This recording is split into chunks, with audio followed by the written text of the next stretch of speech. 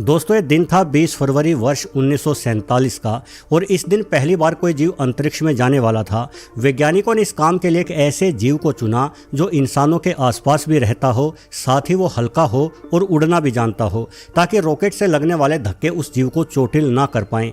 और वैज्ञानिकों ने चुना मक्खियों को।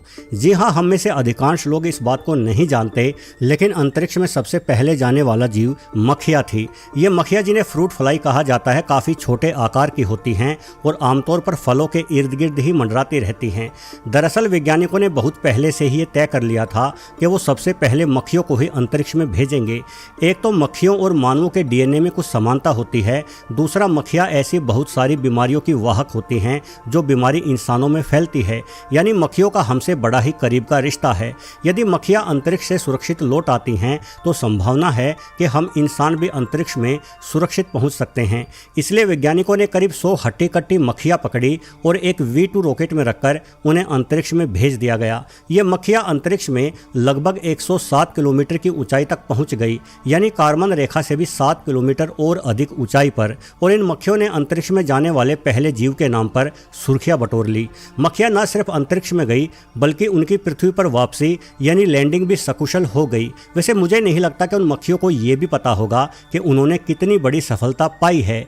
हाँ, उनकी सफल वापसी के बाद वैज्ञानिक बेहद उत्साह से भर गए। उत्साही वैज्ञानिक तुरंत उन मक्खियों को लेकर प्रयोगशाला में गए और सभी मक्खियों की जांच की। वैज्ञानिकों का उत्साह तब और भी बढ़ गया जब उन्होंने पाया कि सारी की सारी मक्खियां बिल्कुल स्वस्थ थी।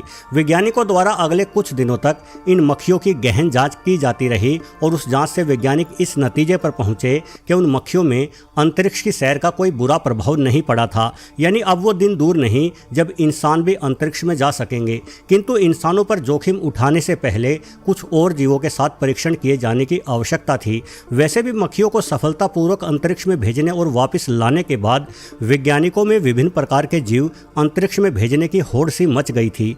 14 जून वर्ष 1949 को रीसस मकाक उपप्रजाति का एक बंदर अंतरिक्ष में पहुंचने वाला दूसरा और स्तनधारी प्रजाति का पहला जीव बना। बंदर निश्चित रूप से मक्खियों की बजाय इंसानों से कहीं अधिक करीब का रिश्ता रखते हैं, इसलिए एक बंदर की अंतरिक्ष में सफल सैर हमारे लिए बड़ी ही आवश्यक थी।